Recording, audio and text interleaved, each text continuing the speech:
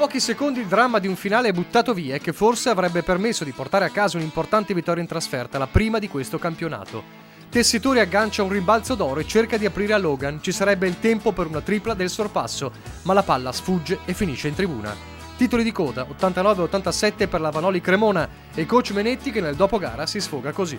Voglia di vincere, ecco, dobbiamo veramente trovare la forza di strappare una vittoria. Le partite o si vincono o si perdono, non ci sono le partite gagliarde, bravi e bla bla bla bla. Questo è un campionato dove ogni singola partita deve essere importante, al di là del grande rispetto per l'avversario, che è un avversario che ha fatto i playoff e che ha vinto la Coppa Italia.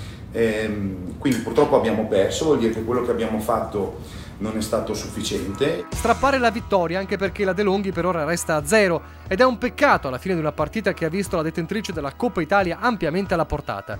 Dopo un primo quarto in cui Treviso subisce 33 punti, il riscatto nel secondo quarto poi è punto a punto, ma manca lucidità e non solo. Tecnicamente è evidente che purtroppo il primo quarto difensivo, soprattutto sulla poca attenzione che abbiamo avuto nelle situazioni di transizione dove naturalmente la Vanoli è stato dove la Vanoli è naturalmente è il suo campo, dove sono le cose, fanno le cose migliori, è stato quello che poi un po' abbiamo pagato. Treviso ha percentuali migliori da 2, da 3 e dalla linea del tiro libero, ma non basta.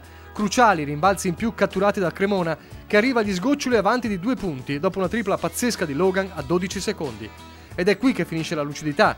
Cook recupera una palla per il sorpasso, ma il tiro della vittoria finisce addirittura sul tabellone. Cremona in contropiede con Matthews che però sbaglia da sotto. Tessitori alla palla, obiettivo darla a Logan e sappiamo com'è finita.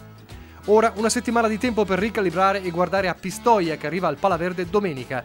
Adesso vietato sbagliare e Menetti chiede ai suoi quell'intensità che ha visto soltanto a sprazzi. Noi da piccola Treviso, perché siamo la piccola Treviso, non più la grande Treviso, abbiamo bisogno di queste cose.